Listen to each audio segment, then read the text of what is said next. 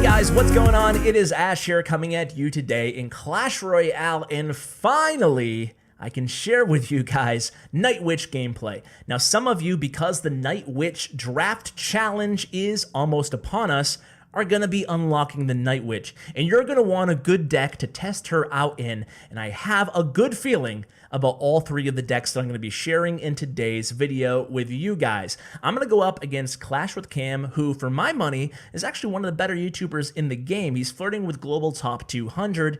In the normal version, of course, today we're going to be playing on the developer build. So what I've done is essentially taken three really strong tier 1 decks inside the meta right now, and I've subbed in the Night Witch in the most obvious spot possible. So we're going to be playing LavaLoon, then we're going to be playing a Splashyard, and then we're going to be playing Minor Control / Minor Cycle deck with the Night Witch, and we're going to see how she fits in these decks that we already know are super strong in the meta.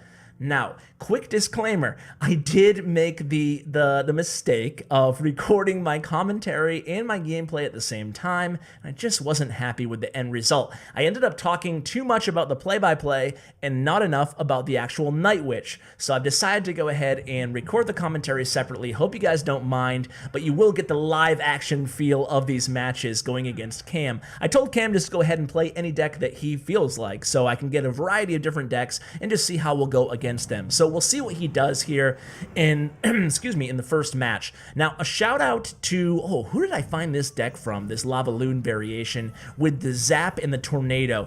Either way, we're going to go ahead and activate the King Tower here. First things first, right? Unfortunately, look at this pesky skeleton. This one skeleton stays alive and ends up doing a significant amount of damage to my left tower. I make my biggest mistake in any of these matches here with the needless, useless Zap spell on that Inferno Tower doing absolutely nothing. But luckily, my balloon here is still able to get a hit off on that right tower, essentially putting me in the lead here as I'm able to stop that E-Wiz with my skeletons. Now, of course, I still haven't gotten a chance to play the Night Witch. The Night Witch is really powerful. You gotta keep in mind that she only costs 4 elixir, not 5 like the normal witch.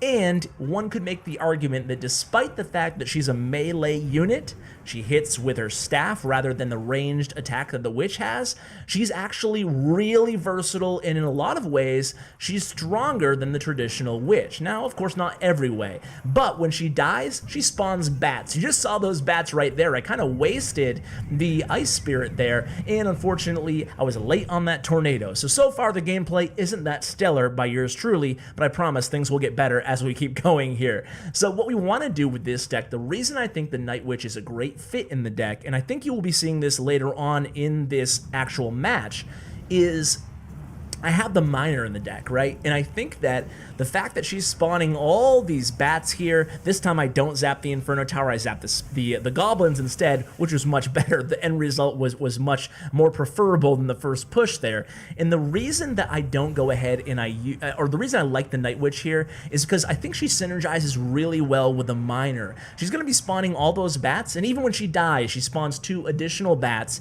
And what that's going to do is allow me to place that Miner to tank for the Night Witch, or for all the bats that she spawns at least, and I think that's all gonna kind of mix well with the LavaLoon push, so I can just send in a solo Night Witch in the back, and then send in the Miner if she gets to the bridge area, or I can use her defensively and send in the Miner, or I can use her in a big monster push with my LavaLoon. So here we go, I take that right tower down, I'm back in the lead, baby. We are in double elixir time, so I'm gonna go aggressive here. Now this is what I'm talking about here, check this out. It's LavaLoon in the left lane. He kills my Night Witch, unfortunately, but all those bats have spawned. Check out all those bats, guys. The bats are gonna go in, kill the E-Wiz. They're gonna join forces with the Miner and the Lava Hound. They get to the tower there. I'm gonna cycle another Night Witch on that tower. We are in sudden death, ladies and gentlemen, and check this out, man. This is Night Witch heaven right now. We have the Miner, we have the Lava Hound, and of course, we do have the Night Witch. When the Night Witch makes contact with that tower, I mean, she does a decent amount of damage with her staff ability. So the E-Wiz is able to shut things down at the very end of that match here, but at this point, I know I just have to defend one more time, but it's not going to be that easy. We're going to use the Night Witch, and the bats do a pretty good job, but you can see she doesn't have a ton of HP. I'm forced to use a Tornado here to pull that hog away from my tower, then send in my Miner and finish the job. Things got a little bit close at the end of that one. But to be honest with you guys, if I had to rank these 3 decks, that would be my least favorite. LavaLoon, I'm not a big LavaLoon guy as is. I know a lot of you guys are, so maybe you want to try that out if you're lucky enough to unlock the Night Witch, or if you're watching this in the future, if she appears in your shop. Now this is more my style deck here. This is Splashyard. So Splashyard, I have to give credit to, I think the first person that I brought on my channel was Juicy J, who used this to come in second place in the Reddit 100K subscriber tournament. And then I most recently had Lord Yaya on the channel from Pakistan, and he shared how he used this deck to get #1 in the world. I'll go ahead and link both those videos if you guys are curious on a more in-depth review of this deck. But I think that Night Witch is a great fit in this deck. Now you have to remember, playing a double Witch deck was a big suggestion I got from a lot of you guys. Again, early activation on this King Tower by that Hog Rider, perfect. So the reason is, and I'm happy that I see that Hog, because this deck is great against Hog. I have Tornado, I have Bowler, I have Ewiz, great. So the thing about this deck is if you play the Witch and the Night Witch together, it gives 2 great lightning targets. That is the danger in this deck with having Ewiz. Now maybe in the future we'll be subbing out Ewiz in favor of the Night Witch in a deck like this, or vice versa. We'll have to kind of wait and see. But one thing I do want to remain cognizant of is not giving too much lightning value with this deck. I saw that Cam kind of overcommitted on that defense pseudo offense there, so I decided to really try to punish him in the opposite lane, playing that Baby Dragon immediately on the bridge and then using my first graveyard of the match. And that actually worked out for me. I could put me in the lead at this point in the match. So what I want to do is, I know what he's playing now. I know what his counters are. I know he has lightning. He's playing a Hog lightning deck. So I can't give him good lightning value. From here on out, I am not going to send the Electro-Wiz, the Baby Dragon, or the Night Witch in vicinity, or 2 of those troops in vicinity of one of my towers, unless it's the right tower at this point. If he wants to burn a lightning on my right tower, that's okay with me.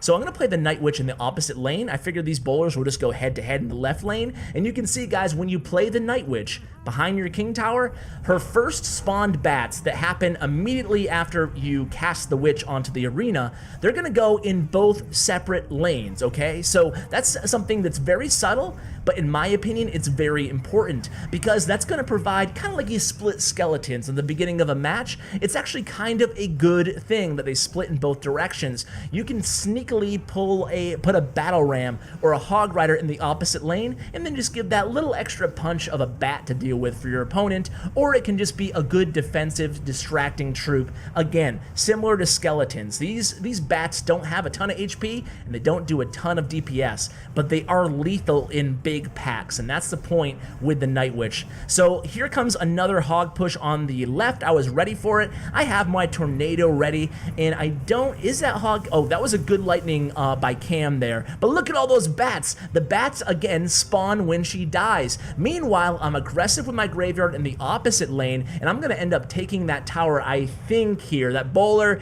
not the best tier 1 counter to graveyard. I have it down to 48 HP. I'll take it. I'm gonna finish off that Bowler with a poison spell and get that tower at the same time. So you can see here that the Night Witch actually fits really well into this deck. She's good because when she's spawning all those bats, they're just hard to keep track of, and when the bats come to the bridge, the bats come to the bridge. When the bats get to the bridge, they can also act as a distracting unit to distract the crown tower away from the skeletons spawned by the graveyard. So here is maybe my favorite of the 3 decks. It's just a straight up miner control deck, and this deck would, I believe it's just Rads Deck.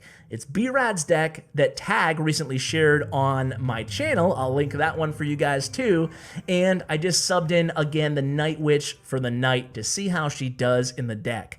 So here we go. Both cycle cards, again, it's kind of control because it has the Inferno Tower. It's also kind of cycle because it has both the cycle cards. Now we're going to go ahead and finish off this Hog Rider.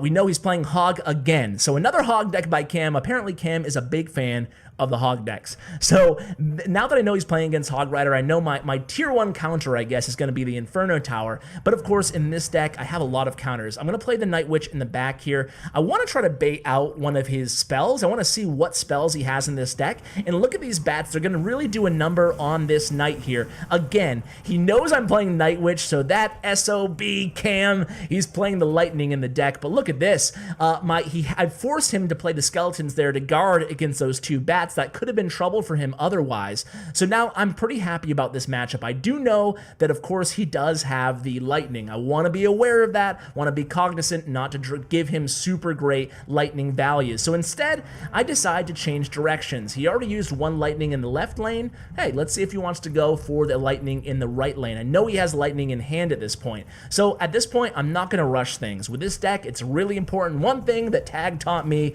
is don't be super aggressive in the beginning with this deck. You want to draw your attention to that Night Witch on that Knight. She easily takes care of him. Cam does activate his King Tower, but look at my Night Witch. She's just doing her thing here, summoning all these bats, and remember, she's meleeing against the tower. The log is pretty much useless, and the bats get a significant amount of damage, and that was just a miner and a Night Witch on that right lane. So for 7 elixir, that was not bad value there, and I was able to have enough elixir to defend in the left lane. So he still hasn't touched my left tower besides that very first Hog Rider hit, and look at this, bats everywhere right now. We have 2 or 3 or 4 or whatever. She spawns them pretty quickly in the right lane, and then we're gonna go ahead and just poison here. Of course, she moves at like a medium speed, so she's not necessarily a bowler where she's going to stay in the lane forever, so you have to be aware of that as well. But here, I'm just going to keep cycling defensive troops. I'm getting a lot of value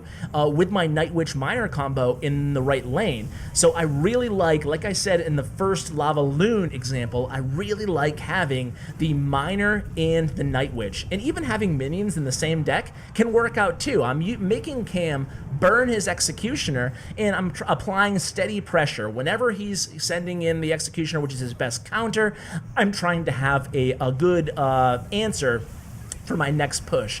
I just love the way the Night Witch and the Miner and the minions and everything kind of works together in this deck, and defensively it's very strong too. So at this point, going into overtime, I know I can just Miner poison him out. I have a lot of defensive weapons here. I just want to make sure I'm changing up my Miner location every time I put it on that right tower. So I'm just going to rely on my Inferno Tower here to do some defensive work, and if I have to, I'll overcommit defensively a little bit because I know I have 3 minutes and I only need 296 damage off that right tower. So a little lesson that Tag taught me, guys, is when you send your Miner in, try to send him in the corner, one of the corners of the crown tower, rather than on one of the sides. So that's something that I've been kind of taking to heart, and I mix that in from time to time. It's a little bit more difficult to defend that way, according to Tag. So I'm going to send my last Miner in, and meanwhile, I'm just going to defend here with the Inferno Tower. 1 hit from the Miner, and the tower is down. So I went 3-0. Granted, they were kind of close matches, but against a pretty good player. So I wanted to share that with you guys today. Check out Clash with Cam's YouTube channel if you haven't. He's actually putting out really good content of him versus some of the best players in the world. So it's worth revisiting his YouTube channel if maybe you haven't in quite a while. I think it's really good content. So guys, I hope you enjoyed today's video. Speaking of really good content, I hope you enjoyed it. Thanks for joining me. If you're pumped for the Night Witch, yeah, join the club, guys. Best of luck in the Night Witch Draft Challenge. I think she's going to be a really fun troop to play. Huge shout out to my YouTube partner, Bren Chong. Huge shout out to all you guys for watching and continually supporting the channel. It means a lot to me. And as always, take care, guys.